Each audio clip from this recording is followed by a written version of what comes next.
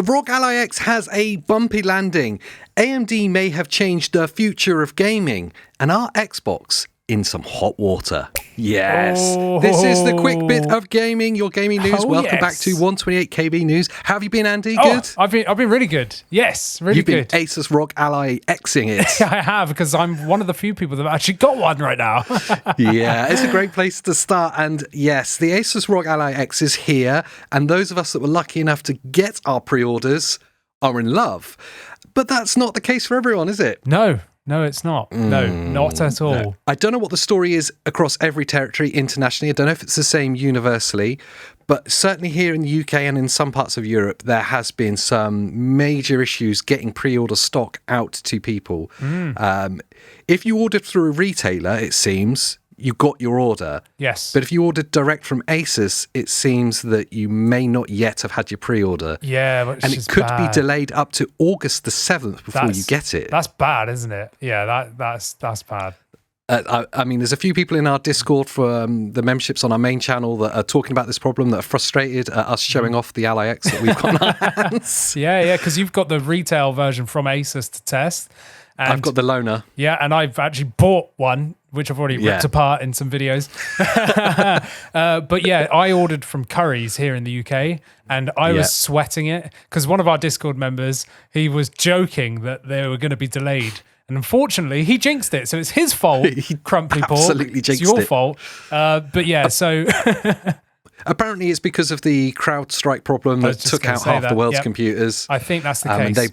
It seems like they were really affected by it. And it's just unfortunate because obviously it comes off the back of some rap that ASUS got from the previous one. And I was hoping for them that this would kind of fix some of their reputational problems. Yeah. But if it's out of their hands due to this PC crisis thing, then, then it's not really due to them. I just find it a bit sad that those that have directly purchased from the manufacturer are getting screwed. Like, I chose to order elsewhere, and I got mine the day after release. So I was still a day late, but I still got it. Whereas everyone that seems to have ordered directly from ASUS, they're, like you said, looking at several days to maybe a couple of weeks. Yeah, it's not good.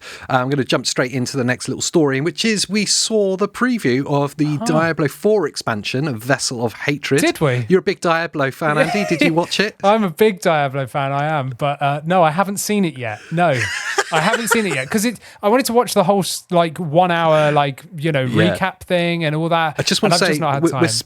We're supposed to communicate to people that watch these videos that we are, in tune with everything. This is a chance for people to catch up on the week in gaming, and you haven't even caught up on it yourself. I haven't even caught up with it. I've meant to, because Temperius from our Discord, again, he said to me, Andy, and I said, please remind me, and he did remind me, and I've still missed it. Let me catch you up. I've written some notes down. I was hoping you'd be able to fill me in because you're the Diablo expert, but apparently not.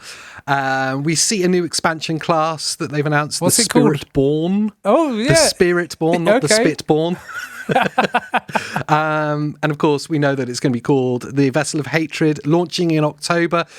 There's also some talk from some of the super fans that have really dug into the preview that was shown that it looks like they may be nerfing either all of the classes or maybe even level capping the game to level 60 and then changing how the Paragon points work. Oh, interesting. I don't know if that's going to be true or not. It feels like a big thing to do, but certainly there was a lot of people before that were kind of maybe just giving some feedback or complaining that the kind of damage dealt at the high levels was too high and you were a bit tanky in all the classes, so they want to kind of nerf that down a little bit. Okay, weird. We'll see what happens. Okay. But Andy, watch it. Watch their announcement. Yes. It's good. Yes, I need to watch it. And I'm also confused because I'm feeling like the level cap max was like 55 or something. So it sounds like it's going to be increased rather than decreased. But I'm just going to throw that out there. Maybe I'm getting confused. Who knows? Going to move it along through clearly me not knowing enough. And that's to a game that I know a little bit better, mainly from sucking at it, and that's Modern Warfare 3. Oh, it's now on Game Pass. I know. Yeah, amazing. Like, that's so good. As of recording this, it was announced today. I guess this video will come out in the next day or so. So yesterday for you guys. Yes. But for those of you that have Game Pass, it is there. And what an awesome thing to see. Yep. And now means that I can play Call of Duty Modern Warfare 3 on my Ally X. Yes. Yeah, and you can actually join me. That's amazing. And it now means that I bought it on Steam and on Xbox Series X for no reason. It also means I bought it on PlayStation for no reason as well. So, well, true. But I just literally before the video started, I went to download it. 142 gigabytes. Oh, just want to say it's still the worst optimized game in the world. That's steep, especially on your Ally X, which only has a terabyte hard drive. I mean, mine's got a 2 terabyte hard drive, but there we go. But you ripped yours apart. You risked bricking it. 142 gigabytes. I don't know why it's not that optimized yet, but that kind of leads us on to what AMD are doing. And this is a meaty exciting. one. This is my favorite topic. They may have changed the future of gaming. And I think this isn't hyperbole. No, I think so. Andy, tell me about this new compression thing that's going to savagely reduce the size of games. I'm going to read it off the sheet here so I don't, mess it up. But it's NTBC, which is Neural Texture Block Compression, right? Which is a new AMD thing, which apparently can reduce game size by 70%. 70%. So they took Modern Warfare 3 on Call of Duty, and I think they took it down from, was it 145 gigabytes down to 45 gigabytes, which is ridiculous. That's 100 gig they've just stripped away. And so that's going to be amazing for all of the current consoles, the 500 gig variants. Especially the handhelds. Yeah, 500 gig or a terabyte. Even a terabyte these days seems small, whereas in the past, I was like, I can game for ages. I mean, I straight away ripped the 1 terabyte out of the Ally X because of games like Call of Duty, which are just too big, So this is going to be revolutionary, but it also has almost next to no impact on game performance. So looking into it, it seems to be a little bit like FSR and the upscaling techniques where the more they can compress, they can balance compression to image quality and depending on the game devs. So this is going to have to be a technology that devs implement into games. So we're not looking at it's tomorrow, this is going to be over the next few years, but still this is extremely exciting, especially for handheld players, but just all gamers. Yeah, something had to give. There had to be some kind of expansion into the compression technology used when packaging games up, because of things like Modern Warfare 3 is a great example. 145 gigabyte. It's just, especially as it feels like gaming is now moving more into this handheld world, or at least that's become a bigger part of the market. Yeah, it has to be embraced. The compression has to be improved. Yeah. It seems like AMD have done it. Yeah, definitely. All right, hold on to your hats. Ooh. Make sure you're comfortably seated, because this one is deep and big and spicy. Oh. It is the main story. And that is Xbox are in trouble. Don't do this to me, AJ. Trouble. I just bought an Ally X to play Game Pass. What are you telling me? Well, it looks like there could be really big problems. So this is to do with the merger between Xbox and Blizzard Activision. Obviously happened last year. End of last year, beginning of this year time? Yeah, it went on so long, recently. I can't remember, Now, originally, the FTC in America, the Federal Trade Commission, they paused the takeover because they said it was too much of a monopoly for Microsoft to own these publishers. It was eventually passed through and obviously was allowed to happen, but Microsoft had to make certain promises about what would happen to Game Pass, the games within it, and the services that are put out to gamers. And mainly it's to stop them having a monopoly over everything and then increasing prices and reducing quality. Yeah. Well, the FTC have now filed an appeal against the merger to the US courts, citing the fact that everything that Microsoft promised before, they have now turned their back on. And it's primarily to do with the recent price hike we've seen in Game Pass. Yeah. So they're removing the basic tier, which gave you access to some day one games. They're removing that. They're hiking the prices elsewhere. Yep. Now, the FTC, obviously, they were the main opposition to the Activision takeover. They've highlighted the removal of day one releases on the standard Game Pass and then removing that tier, calling it a degraded product. They also highlighted a reduced investment in their output, the product quality, and staff layoffs after the merger. So pretty heavy accusations from them. They also really cynically point at Microsoft and say, you've announced this and then are going to launch it 1 month exactly before the release of the biggest game on your service, which is obviously Black Ops 6. Yeah. And when you put it in that light, you go, it is a bit cynical of them. It does feel a little bit dirty. Yeah. Personally, and we said it before in the last news and in our podcast as well, I don't actually have a problem with the price rise in of itself because there's a lot of day one releases coming that I'm excited to play. Yeah. But if you are a more casual player, kind of just sat on the fence and you look at it as a whole, it does feel like they are taking advantage of everyone. Yeah. We'll buy all this stuff and then hike the prices up and reduce the quality. Yes, yeah. I don't know what this means for the future of that Activision Blizzard Microsoft merger. If they can break it up, if they can force a sale, or if they can force Xbox to keep Game Pass tiers lower. Yes. I don't know what all this means. I don't know what it means either. I have no idea what legally they can get away with. Do they even have a leg to stand on here? Is this actually just them kind of getting angry and shaking pitchforks? Yeah, it could be just a flex. Yeah. So I've no idea. We'll have to wait and see what happens. But again, we said from the get-go, once this merger happens, of course we'll see price increases. How else can they sustain paying however many billion that they dumped? It's not like they've already got all these people on the subscription side. They've done this to introduce new people to this, to create that money back and return. So I feel like it's always going to have seen that price increase, but whether or not they can do it so soon, who knows? Yeah. And the time, it may be accidental, the timing of Black Ops 6 being a month after the price rise or the new tiers happening. It does feel cynical. Yeah.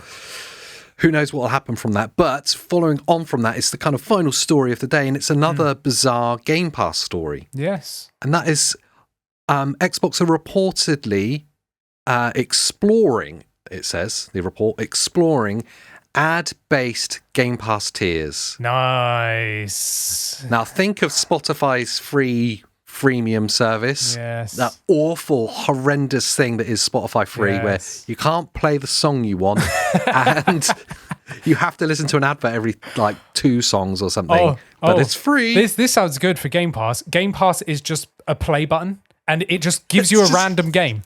So you can't just a choose. Random shuffle. Yeah, it just randomly drops you into a game. And just before you're going to take that last hit or that dodge away from the boss, it brings up an advert, but the game's still running in the background. So when you come back, you're dead. That sounds great. This is like hardcore mode for speedrunners and stuff. It's a free ad-based Game Pass tier. Your instant reaction was that has to be cloud-based only because there's no way they're not going we can easily implement it otherwise. No. No, it doesn't make sense. So, are we going to see ads that roll before you play a game? Maybe an ad break, pop-ups. God, it sounds awful. Yeah, it does sound awful. Just sounds awful. But it does kind of tally in with something I heard a while back, and I can't remember which company it was. I think it was a TV company that was testing sending adverts through HDMI cables. So to overlay on top of game systems when you were paused. Yes. So when you were paused and you'd gone to the toilet or something, it would instead of the game just being paused, it would show you an ad when you weren't doing anything, which would suck for games like Diablo or any kind of RTS games or anything where you're you're in a menu a lot. Yeah, where you're looking at a screen a lot. That would be really annoying. But to me, this sounds like a cloud streaming only thing. Yeah. But who knows? Yeah, and this isn't the end of the kind of weird Xbox Game Pass stories. There's also talk that they're exploring a new tier for cloud-only streaming. Yeah. Now, this makes a lot of sense for their direction of business. Sense. And I don't think that's necessarily a bad thing, No. For those people not concerned about owning a console, and then I think about all the things that we've seen from Xbox recently, Play Anywhere, we want to remove the boundaries to people accessing our great games. Amazon Fire TV. Yeah, that's it. Yeah, cloud only. Cloud only. Well, actually, no, that makes sense for them. And we even said last show, what subscription tier is the Amazon Fire Stick for? Well, it feels like that they're going to release one. Yeah, and it makes sense. It does make sense. Yeah. And I would even argue that the ad-based one makes sense to get people just to try it and go, you know what? Yeah. This is worth the money. And then they'll upgrade, Yeah, maybe. I don't dislike it in of itself, the ad-based one. The thing that I'm worried about is what that could lead to. Gaming has felt like it has managed to avoid the scourge of like baked in and pre-roll adverts. What if they're playable? So far. What if they're playable adverts for Microsoft's own games? I'd get on board with it. So like you get like a 30 seconds like of quick, try this game out really fast, and maybe it is a stream that overlays your game or something every, I don't know, a couple of hours or something, and then you play it and you go, yes, no, that's like, do you know what I mean? Like with a feedback like thing. I think that could be interesting. That'd be different as long as it's not just like a Manscaped advert popping up. Yeah, or the same one that always pops up. Yeah. Over and over again. Oh, 1, 2, 3. Brilliant. Yeah, brilliant.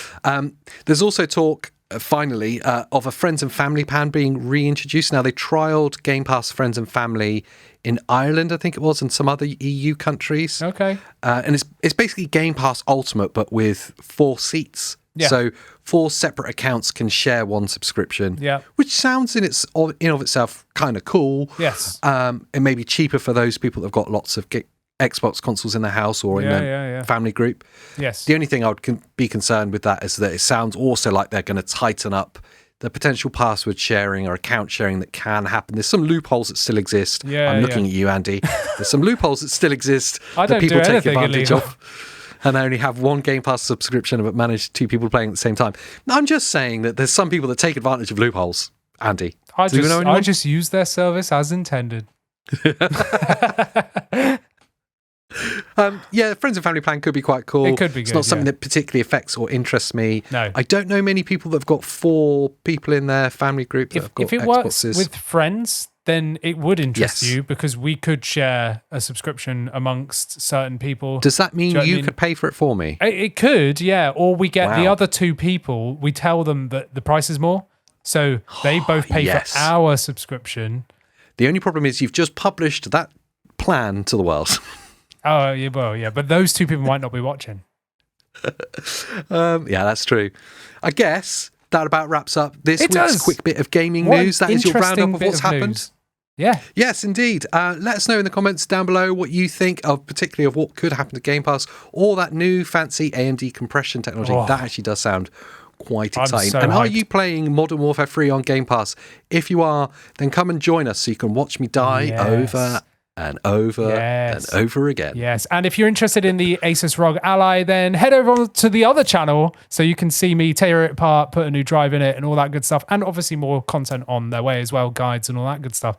And what else should they do, AJ? They should make sure they subscribe to this channel so you don't miss out on any of our future videos. And until the next time, we'll see you the same time next time. Bye.